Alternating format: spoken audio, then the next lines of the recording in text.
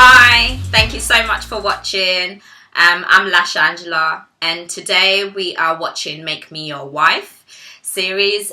This is my second vlog. My first vlog, the link is down below. It was called The Woman, and you know what? I got so much feedback from people. Some of my female friends were like, "Thanks, girl. That's exactly what I needed. It's nice to know that I'm not the only one who actually thinks the way you're thinking."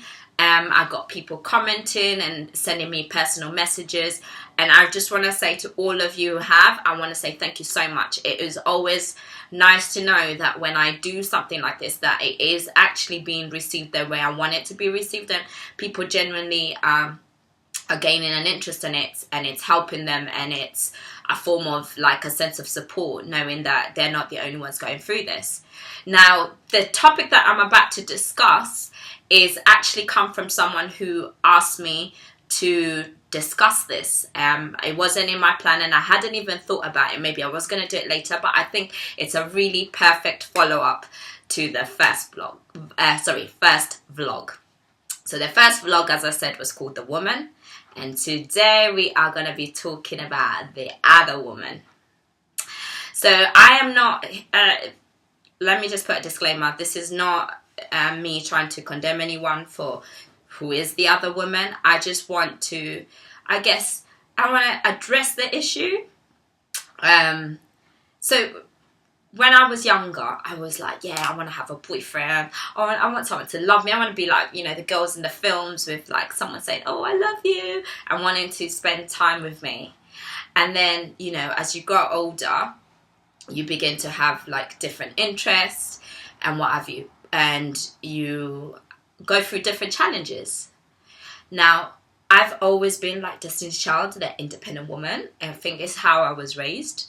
My mum always taught me and raised me in a way, and my mum and dad always taught me to be independent.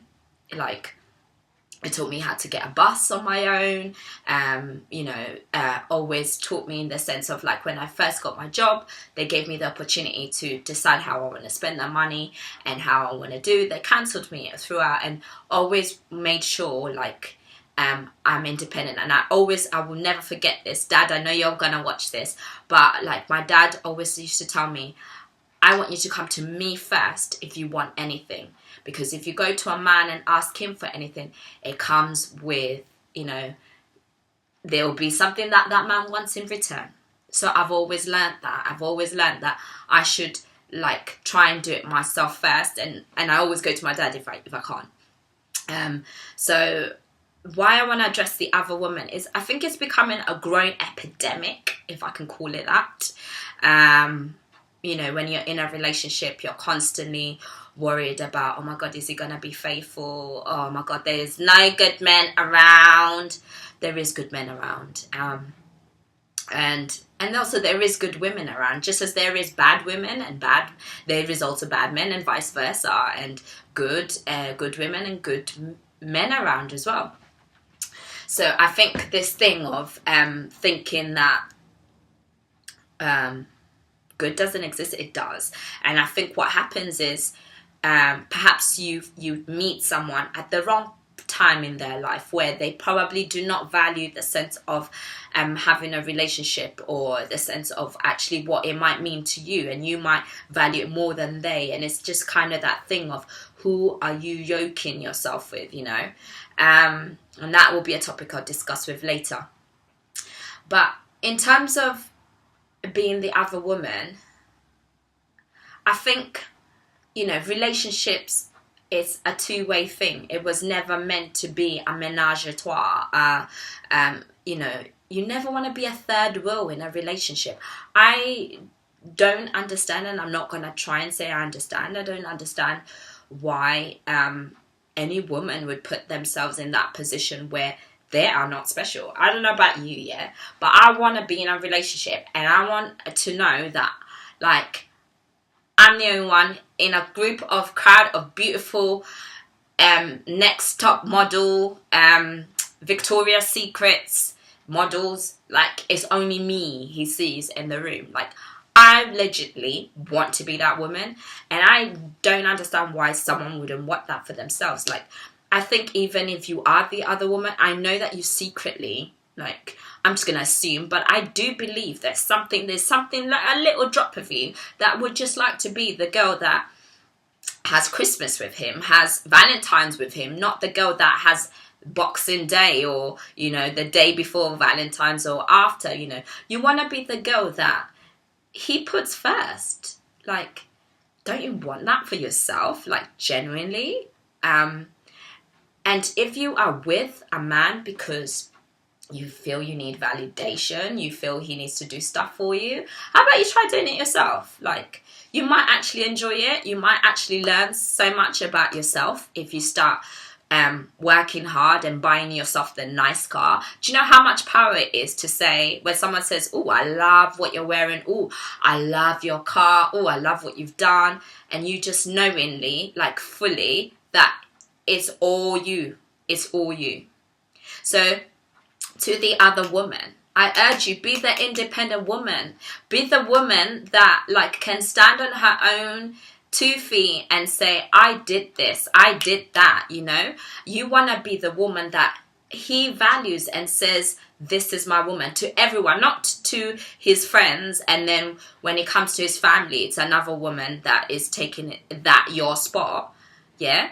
And I'm not trying to encourage you, perhaps, to, if you are in that situation, don't break a relationship. That never goes down well. I'm a great believer in karma. I believe everything you do in this life, good or bad, it will come back to you. And if it doesn't come back to you, it will affect the generations after you. So also be careful, like, what are you doing? Like, the choices you're making, they're going to come back and haunt you. There will be one time that you will want your own family. You will want to get married. You will want your own relationship. And if it's unfaithful, girl, like, you can't blame him, because perhaps it is the choices that you made before that have led you to feel or experience what you may be experiencing. So always think about the choices you're making. You don't, be careful what you're sowing, because you will rip it in return. It says that in the Bible. Like, just be careful. Don't be the other woman. It is not worth it. You may think it's fun, yeah, and you may think, oh, it's enjoyable. He buys me all the things I want, and there's no strings attached. Girl. We were created to be with someone. So it may be fun for right now, and it may be enjoyable for right now, but there will come a time you will want that for yourself.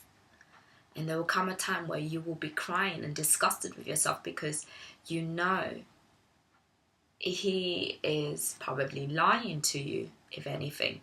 And he may not even be lying to you. You genuinely could meet someone who says to you, yo, okay, so if this is the role you want to play, you just need to know that I got my number one. And my number one is my number one. And you're always going to be number two. So if you are in a situation where he's already made you aware and you're pissed, don't even try it, because he put it out there. If you're in a situation where you actually don't even know that, even when you know you're the main woman, that you're actually the other woman, I legitimately, like, I know exactly what you're going through, and I know exactly what you're feeling. But pray about it. Pray about your relationship. If you're the other woman and you're struggling, you really know that, genuinely know that this is not the right thing to do, but you can't get away from it, pray about it. Go down on your knees and speak to the Lord. He is the only one who really knows. Away from everyone, away from behind closed doors, he genuinely knows who you are. Be happy to be vulnerable around him and speak to him about your troubles and your worries. Ask yourself, why am I the other woman? Why am I not the woman?